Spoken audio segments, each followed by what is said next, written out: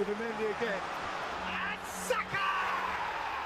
Yes, guys, welcome to the second episode of the Football for Thought podcast. I'm your host, Sinal, and as always, I'm joined by Lahiru, your co host. Today, we have a fantastic lineup with 3 games being covered, starting off with Arsenal's midweek triumph in the UCL against Olympiacos, followed by a commanding win against West Ham at home, and lastly, Liverpool dropping points once again in the final minute against Chelsea. Lahiru, do you have anything to say? Going into this international break, top of the table for the first time in 2025. Yeah, it's crazy because when the last international break started, we had lost to Liverpool. We were, I think, 3 points behind them. And then there was a 5 point gap at some stage. And now we are 1 point above them. It's crazy how football changes, and a pretty good lesson for us also to realize that football can change in a matter of weeks. So it's really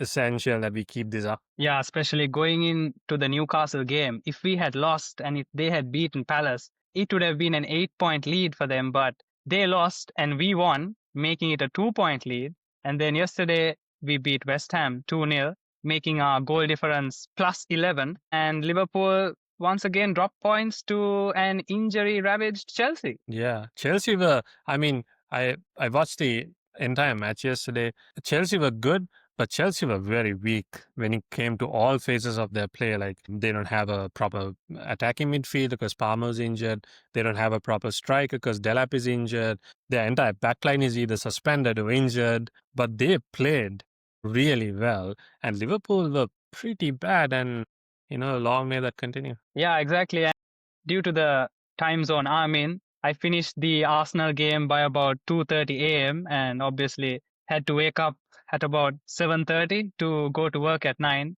However, you're in Scotland, so you were able to catch the whole game. I was up when Caicedo scored, and I had a good feeling about this game. And then when I woke up, I had forgotten about the game, but I saw on the Arsenal group chat there were 40 unread messages, and I was a bit surprised because I checked all the messages before sleeping after the West Ham win, and instantly I knew something went down. Yeah, because it was hilarious as well, because Enzo Maresca was already on a yellow card, and then he ran to celebrate, and when he came back, it was immediately red carded. So that's 4 red cards in 4 consecutive matches for Chelsea now. Wow. So, is it a rule where you get a yellow card if the manager celebrates with the players? So he ran all the way to the stands to celebrate. Oh, He okay, ran so out you of his can't go outside technical of your area. box.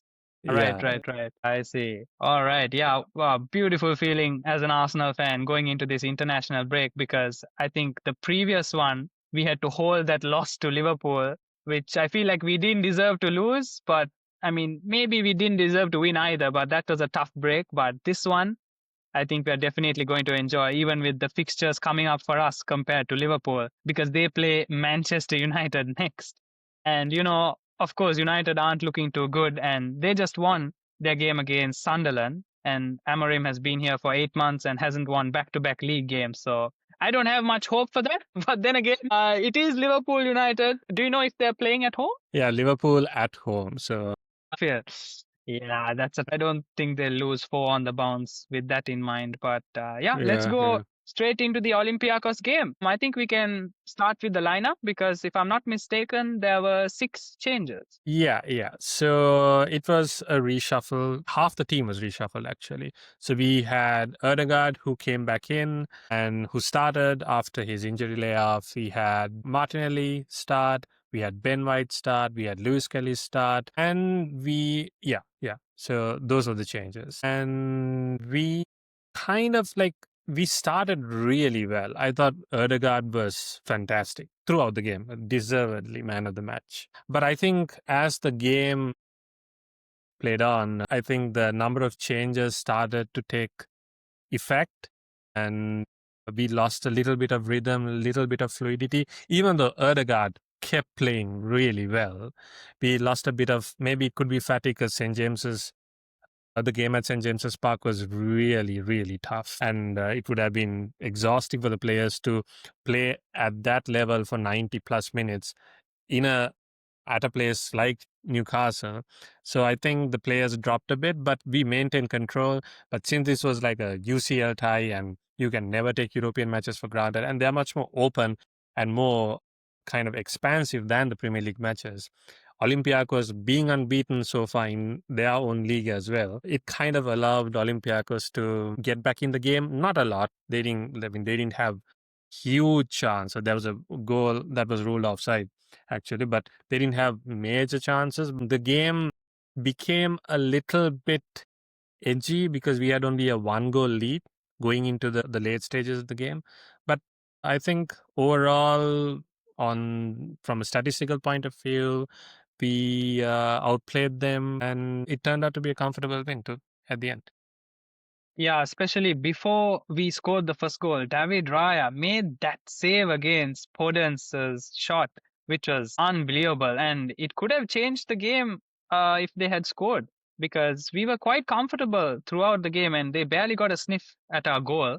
But my God, that save was world class. Yeah, that was a very instinctive save. No, I think he moves even before he takes the shot. Yeah, I was even listening to the Handbrake Off podcast, and Amy Lawrence mentioned that it seemed like he had already started moving before Podence hit the ball. And I mean, that's a bit of a risk, but I guess it paid off, because if he was even a second too late, that would have been in the top corner. Yeah, the Podence shot is actually like very good evidence of us dropping off a bit because of the changes, because you can see Ben White not being really able to keep up with Podence. Podence actually had the better of him as the game played. But yeah, it was a really good save. Yeah, and then of course we have to touch up on Odegaard, because that performance was the best I've seen in years. And since 22-23, where he scored 15 goals, if I'm not mistaken, 15 or around 15 goals, and it was the most clinical Odegaard we had ever seen. He had a couple of injuries and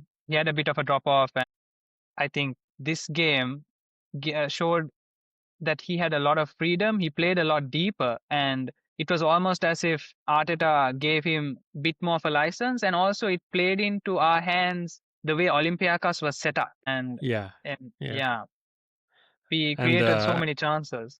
And the fact that he was playing his usual through balls to Gyökeres, who kept running the entire game. I mean, it was actually crazy how much of stamina Gyökeres has, because he kept running and running and running the whole game, which I think we can get onto in the West Ham, which affected him a bit, because you can see that he was a bit tired in the West Ham game. Odegaard's through balls and eventually his assist to Saka as well on the left side, actually. They really reminded me of the old Odegaard. Yeah, and then obviously to close that game, Saka moves on to the left side, which a lot of analysts had predicted and spoken about, because Madueke had shown something that we hadn't seen in a long time on the right-hand side. Like, Saka is not the most beautiful to watch, but he is an output machine. And he would either cut inside and create or shoot, or he'll go down the right. Madueke, there's just something about him. He seems to enjoy beating his man more than putting in a cross or scoring a goal. And it is a joy to watch. It gets the fans off their feet, and even the team can feed off that energy. And you can see that everyone is leaning forward and they're taking a closer look whenever Madueke gets the ball on the right-hand side. And they're like, oh, he's going to do something here. And we've seen Madueke on the left, and it's clear that, he's not a left winger, even though the angle favors him a bit more to put in a driven cross compared to whatever Martinelli could do on that side. The effects he has on the right side are like chalk and cheese. Yeah, and Saka actually started as a left back when I think his first season under Arteta, and so he can play on the left. And the fact that he has he's 2-footed and he's really strong even on his right foot. We know he's very strong on his left foot, but he's really strong even on his right foot. Gives him the ability to play on the left side as well. And I don't think he will predominantly be used as a left winger, but I think during games it'll be really helpful if they can switch, because the fullback will not see it coming. Right. Yeah. And likewise, if Odegaard can come to the left hand side, which I think is kind of like untapped potential in this midfield setup, Odegaard as the left 8 and Zubimendi or Eze as the right 8 and Rice sitting deep, that might like unlock. We nearly saw it against West Ham, but that might unlock quite a bit of new things that we haven't seen yet. Yeah, that's true. And even when Saka came onto the left, he managed to score a goal. Of course, it was a bit lucky, you could say. He hit it well, but from that angle to go through the keeper's legs was a bit lucky. But we managed to kill off the game in the 92nd minute, which is obviously leaving it a bit too late. But Olympiacos were pretty well set in terms of blocking our shots, and even the keeper had a really good game, I must say. He made a double save against Odegaard and kept a lot of shots out. So they weren't a walk in the park at all. But we were at home, and it was quite clear that we didn't go into third or fourth gear. We stayed at second gear, and maybe that was a bit of fatigue, but also maybe Arteta's instructions to, a bit easy. We have a game on the weekend. Even though he put in a few new players, for example, Ben White started, right? Yeah, Ben White started. Yeah, and that was his first start in a while, and we saw him getting an earful from Arteta, and it was a pretty quick substitution, less than an hour, if I'm not mistaken. Yeah, I think he came on the 57th minute. I think he came off for Timber because I think just before that, Purdon's beat him again, and Arteta realized probably that the biggest threat was from their left hand side, our right hand side, and our fullback getting continuously beaten is not a good idea. And especially Ben White coming back from a long injury layoff. He started against Port Vale, I think, but that's against a championship side, so this is of much higher tempo and much higher quality opposition. So I think that was a good substitution because after Timber came, that was it. He shut down the entire flank. For sure, yes. And we've seen Ben White, when he goes forward, is very effective. But 1v1, he can get caught out. Like, for example, Rashford and any quick winger has always got the better of him. Nevertheless, going into Timber, one of, I think, the best one defender we have, probably even better than Saliba, because just in terms of locking down your man, I think Timber just gets close to you and he gets his arms all over you, and you can't get away. Saliba uses his technical ability and defensive nuance and acumen to get the tackle in or be strong in the duel.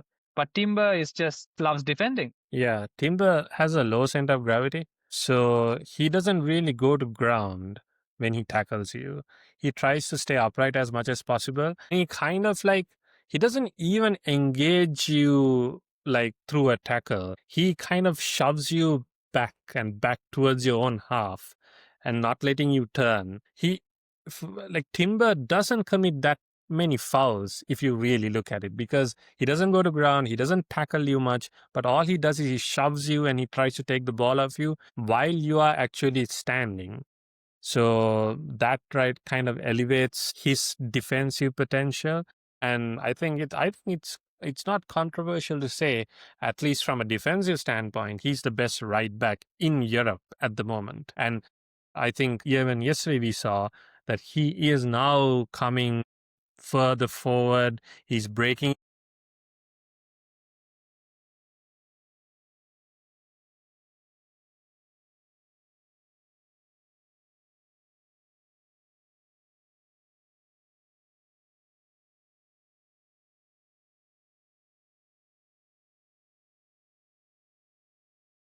Yeah, I completely agree. And he's so underrated, but that could be a good thing as well. I mean, most of these players aren't really fans of getting too much attention, and we barely know anything about Timber's personal life, so maybe it suits him as well. Yeah. He's but you can see he's a leader on the pitch. He definitely communicates really well with Saliba, Mosquera, whoever plays on the right hand side.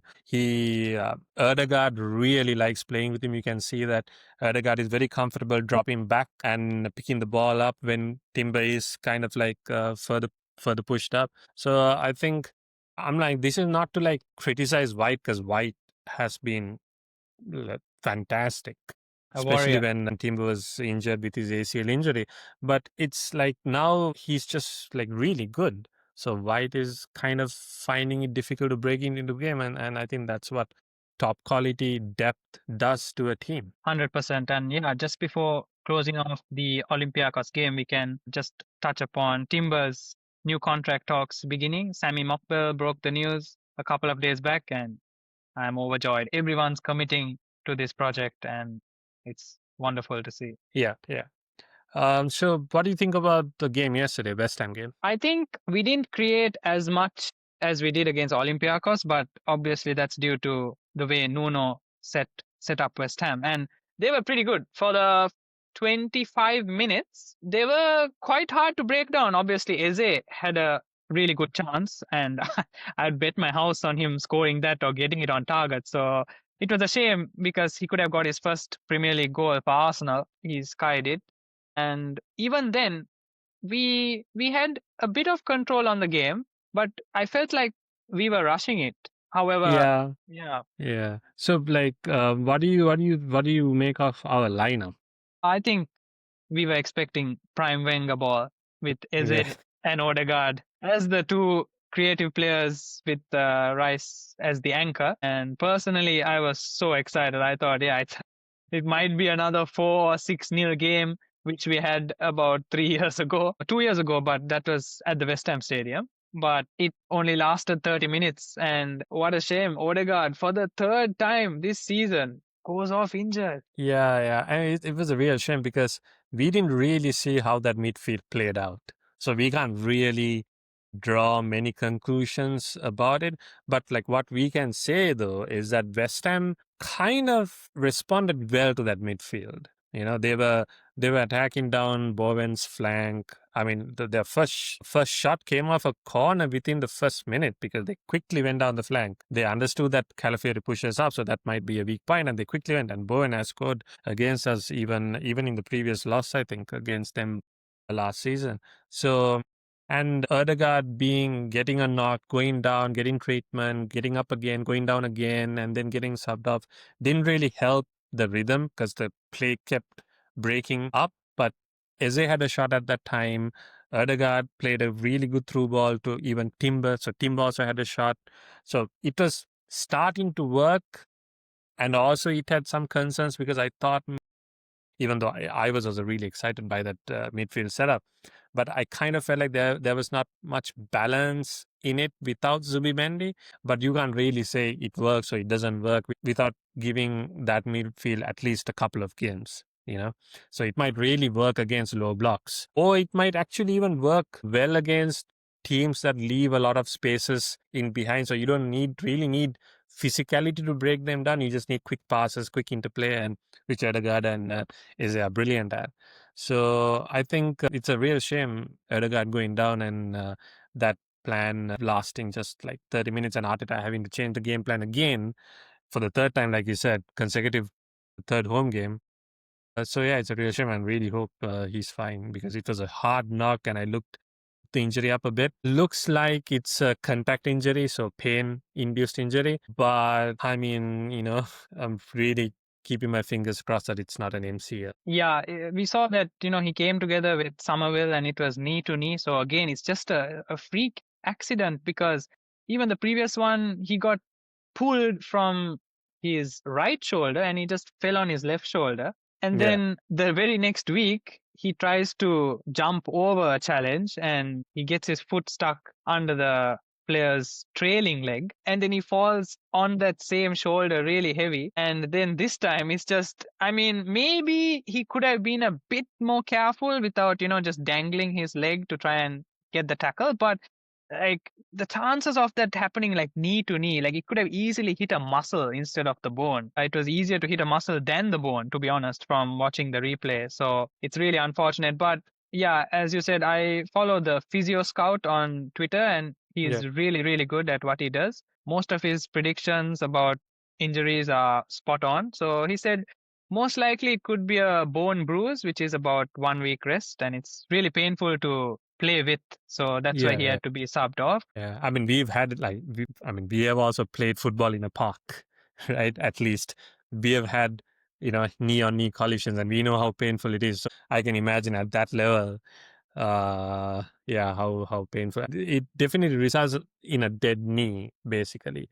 You can't put pressure on it, you can't pivot on it. So he should have just gone off actually. Yeah, he did play on for about 8 to 10 minutes afterwards. And yeah, it was, it could be a good sign that, he was able to play on with it, but I hope he didn't like aggravate it even further.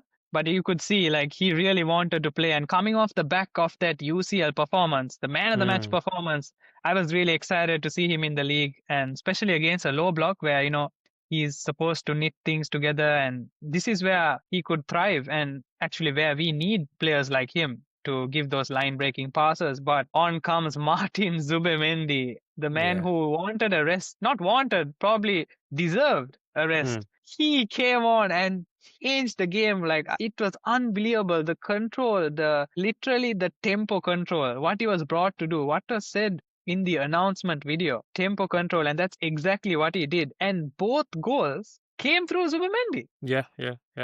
And I think we should also touch on the fact that we need Eze to get on the ball more. He has to, like, when Erdegaard is playing, I can understand why he would stay at 10 or around 10 and wait for the ball. But when Erdegaard is not playing, when Zubimendi is playing, we need him to have more touches, because the more touches you have, the more chances you'll create. And I think Zubimendi coming in at that juncture with Eze playing at 10 kind of allowed West Ham to come on to him more. That allowed Zubimendi, who is a I think a phenomenal metronome when it comes to getting out of tight spaces by just passing really quickly. Like, have you noticed how quickly he passes? He doesn't wait on the ball. He just passes quickly to get out of a tight spot, as opposed to someone like Merino, who stays on the spot and tries to kind of dribble his way out of it. Zubimendi, on the other hand, just passes his way out of a tight spot. So when he does that, when he continuously does that towards a West Ham opposition which comes onto you, like Madeza, like Paqueta, who really came on to him actually, that created some space between the final third in the right half space between the right half space. So that allowed Timber to move in and make a shot.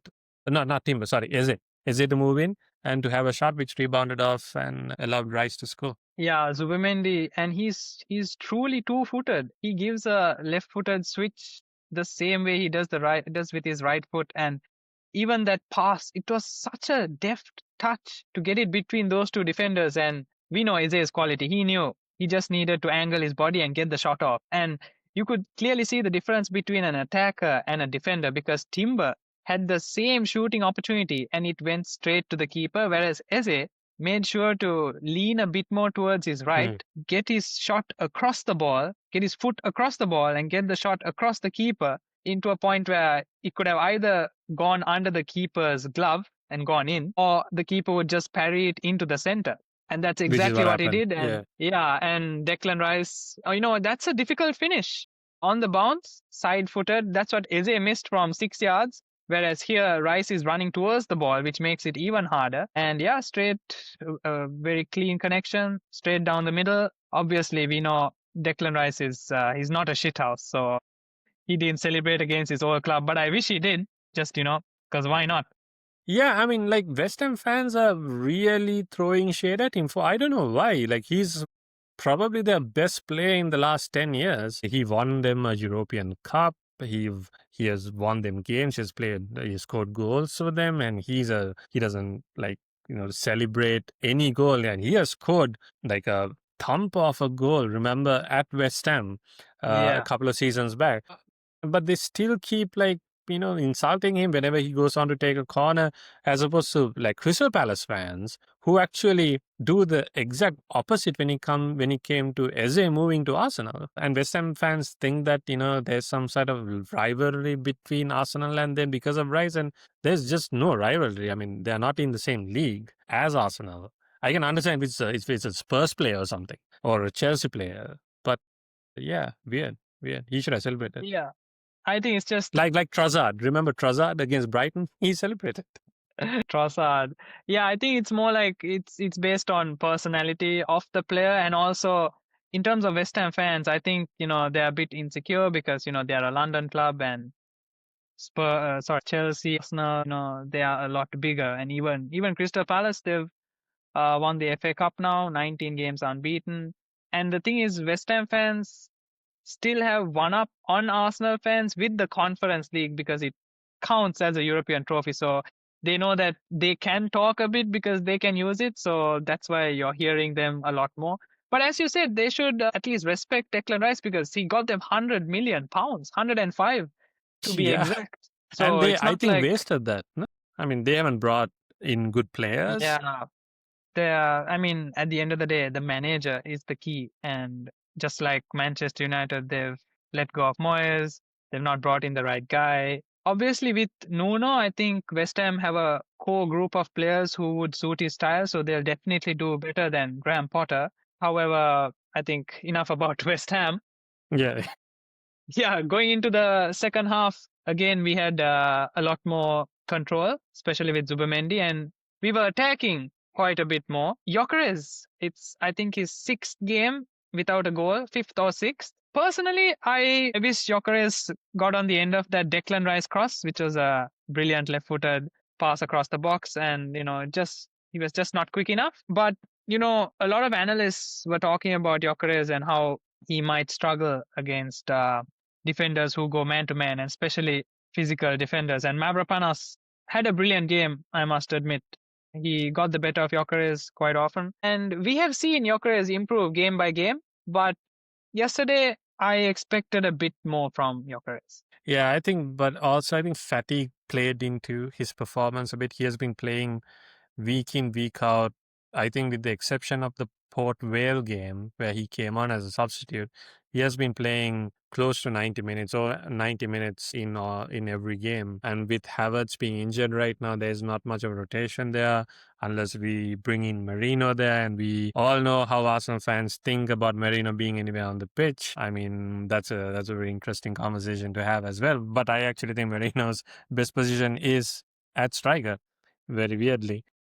Yeah. But I think we should, I listened to some of the fans who were there who were talking about the match, and they were all of the opinion that Gyökeres was struggling because he was tired, and I think coming from the Portuguese league to the English Premier League and having been asked to play this many games, this many minutes would be quite a daunting task. So there's a bit of an adaptation period. And I also wish that he, kind of got on the score sheet yesterday. But there were some good moments where he held up the ball well. But against Nuno's defense, whoever the defenders are actually, would be very difficult to break down, even with a seasoned Premier League striker. So I kind of understand his performance in that context also.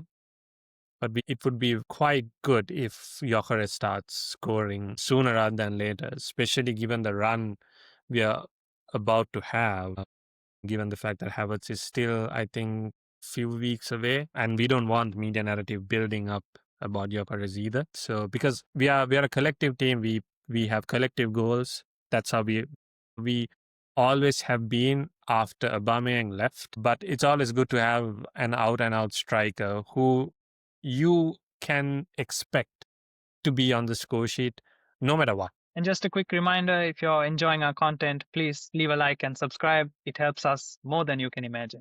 Moving on to Gyökeres, yes, the media narrative is a bit dangerous because we know Gyökeres does listen to the media, because remember his celebration after he scored a brace, he went and fixed his hair.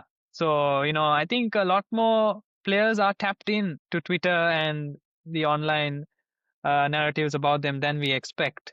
I mean, at the end of the day, it doesn't show, but he definitely must be a confidence-based player, because at the end of the day, almost every player is. There are very few who can, not score for a lot of games and just switch on like that. I mean, probably Cristiano Ronaldo and Lionel Messi come to mind, but other than them, everyone needs a bit of confidence, especially players like Havertz. And I think not having Havertz for this period of time can have its positives too. For example, the team will be playing a lot more with Gyökeres. They're learning about him a lot faster than they would have. But of course, the two games where we dropped points in Liverpool and Man City, we know that Havertz would have definitely had an impact and things could have swung either way. But as Arsenal fans, we have to accept that if not for this Havertz injury, we won't have Ebre Eze. So we can't complain too much. Moving on to the goal, which was the penalty. I mean, before that, there was a clear handball in the box, which we didn't get. Like literally,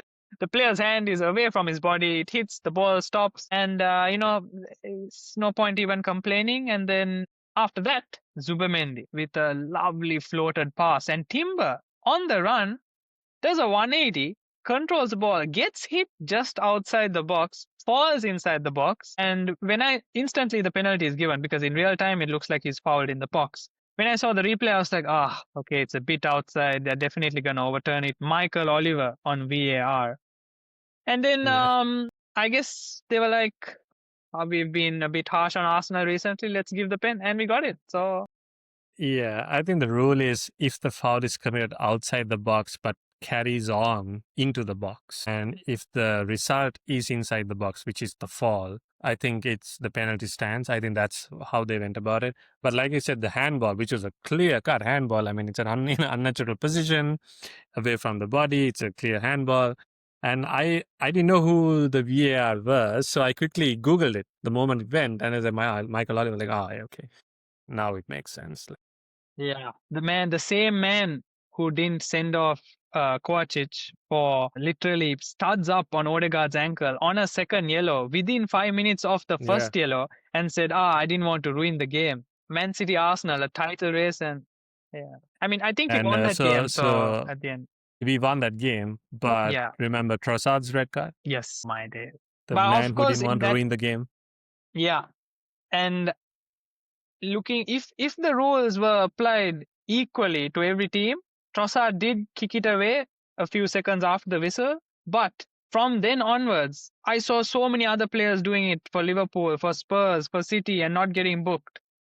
And now everyone does it and no one gets booked now. Yeah. And I honestly don't think, if you really look at it in real time, there wasn't even a full second between the whistle and the kick.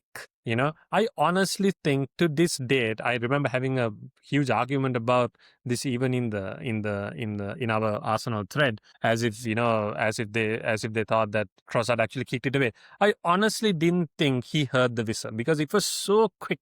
And you could see Martinelli at the edge of the screen trying to break free. And he could have been even a pass towards Martinelli, aerial pass. We don't know, right? And we were like, why didn't he play to the whistle? Like, as if you can hear a whistle in that crowd anyway, in that kind of an atmosphere. So yeah, anyway, that game is gone. I don't want to talk about that season, but Michael Oliver will be one day the head of the PGMOL. I'm sure of it. And we better win a title before that. Yeah, and as of recent, we can see retired referees such as Mark Clattenburg talking about the head of the PGMOL and saying, he has a lot of bias towards teams and I can't respect him as a person, which is quite alarming. And then you also see, I think it was Simpson who played for West Ham, the defender. Simpson who played for Leicester City when they won the league, Danny Simpson, even him talking about Mark Clattenburg on a podcast saying, I should have sent you off, but I want you all to win it. And these are the referees that we deal with. Yeah, Mike Dean, didn't want to send a ref to the screen to review it because he was his mate. I mean, these are the standards, of the so-called best league in the world. And if you need the best league in the world, you need the best referees. I know, Arsenal can do a season without referees, controversy. I really hope this is that season because without referees and hopefully Erdegaard is fine. So without injuries affecting us, I think we can, right now, segue into the Liverpool-Chelsea one as well. But without all those external factors, we have a really good shot this time. Yeah, because moving on to Liverpool, they're integrating a lot of new players. Now we can really see how Arne Slot can coach a team because before he just stepped in, got the entire team. Salah was on magical form. Trent was spraying in through ball after cross, after like he's playing score hero like he always does. So with players like that who link the defense and the midfield to the attack in Trent, you lose a lot when they're not on the pitch. And on top of that, they're trying to integrate Florian Wirtz, who's on 009 as we speak. He's giving us a bit of a bonus. And even in the media, Arne Slot, you can see he's under a lot of pressure. He keeps talking about, I wish we had the Champions League refs. in the Premier League. You can't blow the whistle after 8 minutes of injury time on the dot. Whereas in the Champions League, they give you a few more seconds. Like you can see that he's stretching at all these points, and 3 losses on the bounce for Liverpool. Yeah, I think Slot's weaknesses are kind of being highlighted right now. Because if you really think about it, he took over Klopp's team. He didn't really try and change things, except the fact that he brought in a kind of a more little bit of a patient build up in the back. But then you have the Klopp's, runs, counters. Whenever you see space, Salah doesn't drop from the halfway line. He's waiting for a breakout run. So he kind of kept all of those things still in place. But this time he has brought Isaac, he has brought Wirtz, yeah, he has brought Ekitike. I don't know why they have both Ekitike and Isaac, who are very similar to one another. And I think in the long run, Ekitike would be the better buy. I'm sure of it, Yeah. And we all know why they got both of them, because they didn't think they would get Isaac, so they went in and got Ekitike. But he's trying to mold this Liverpool team in his philosophy, I guess, which kind of is, still too early to say, because Liverpool are still a really good team, but it's not working out right now. Their fullbacks are not good. Jeremy Frimpong played as a right winger against Galatasaray. Milo Kerkez is not as good as Robertson. And frankly, yesterday, he was terrible. Milo Kerkez was terrible against Neto. And Neto is a fast winger, but he's not a physical winger. You should be able to physically overpower Neto. And Garnacho, of all people, had the better of Conor Bradley. So Jeremy Frimpong didn't even start yesterday.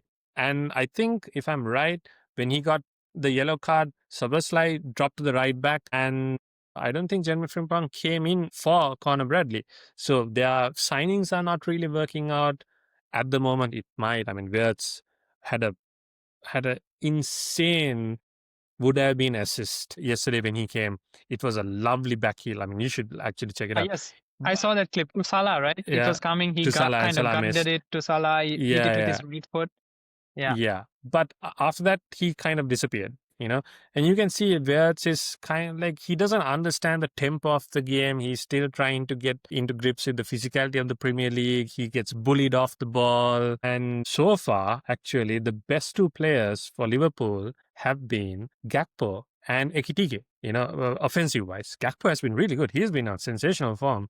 He scored yesterday as well. So I don't know. It's still too early. I still think Liverpool are going to be a huge title rival. Obviously, they will be. And I don't think we should sleep on City either, who are playing, I think, in a few minutes. But Slot's approach isn't working out. There is no midfield play.